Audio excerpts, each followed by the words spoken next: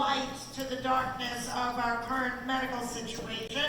I want to thank all of our sponsors around the room, and if you haven't checked it out, please do. Every one of our speakers has something, whether it be a book or a great product line, and I use them all, and I feel great. and I wholeheartedly suggest that you check them out and go into your goodie bags and see what you've got in there too, because they've all been very generous, and use the stuff and then keep using it, because we only give you the best of the best. And we really believe in what we do, and we walk the talk. And thank you to Dorothy Chandler Pavilion and all the people that work here.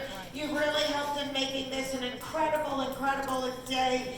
And we love you, and we wish you good health and long life. And if you happen to have a VIP ticket, then please go to the exquisite Founders Room, where you'll get to meet vis-a-vis our speakers. So we are very grateful for your support, because this is what helps Cancer Smancher continue to do what we do all the time, bring you the information that you otherwise might not be able to get, and to change the paradigm of health in our country and around the world. So God bless you, be well, and take care.